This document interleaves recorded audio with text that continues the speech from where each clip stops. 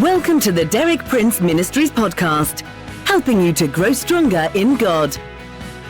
For more than 6 decades, best-selling author and Bible teacher Derek Prince has been a source of inspiration for millions of believers around the world. You too can benefit from his compelling biblical insights. And now, Derek Prince.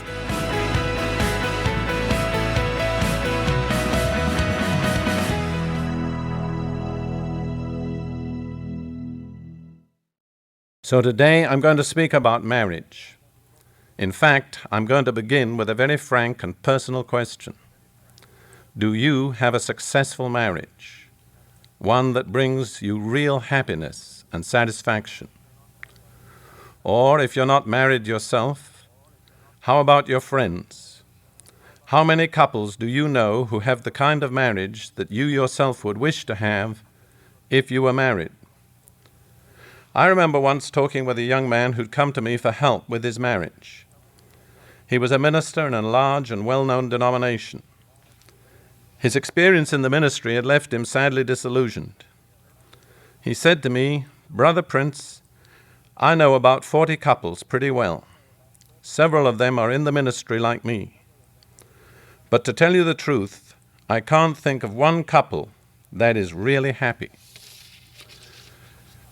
Would you call that cynical or just realistic?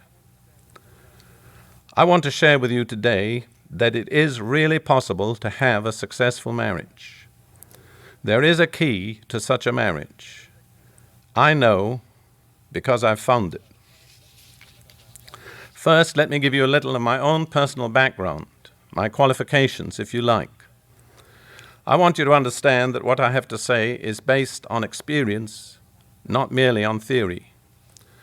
It sometimes grieves me when I hear a so-called expert on marriage or home or the family holding forth in long psychological phrases and jargon, and yet when you examine their own lives, in many cases they themselves are the product of broken homes, and often they have at least one unsuccessful marriage in their own past. Personally, I can't listen to an expert like that because if a person doesn't make it work in his own life, I don't see how he's capable of counseling or advising or helping others. In my case, I want you to know that what I'm saying is not based primarily on university degrees or ordination papers. It so happens I have both. I have degrees from Cambridge University in Britain, and I hold ordination papers. But the basis on which I'm speaking to you today is experience. My first marriage with Lydia lasted almost exactly 30 years. It was ended by her death in 1975. During our time together, we raised a family of 9 daughters, so I know a little about raising children. We went through many hard experiences. We were in the middle of a war, the war that brought the state of Israel to birth. We faced siege and famine and danger. We moved from country to country and continent to continent. We worked in Africa, in Canada, in Europe, and in the United States. But our marriage was firm, happy, successful. I want you to understand that the success of a marriage does not depend on lack of tensions or problems, but it depends on establishing a relationship which can stand and overcome those tensions and problems. I don't believe most marriages are easy in the accepted sense. You will say, well, where did you find the key to this kind of a marriage? My answer is very simple: in the Bible.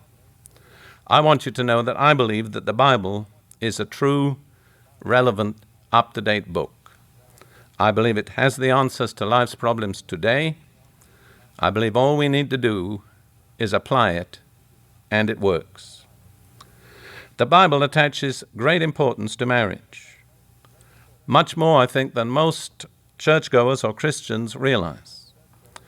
According to the Bible, human history started with a marriage. God created Adam and then he said it was not good for him to be alone. And he himself formed and brought to him a wife, a helpmeet. Marriage initiated in the heart of God, not in the thought of man. And I believe once we get away from God's concept of marriage, it's not going to work.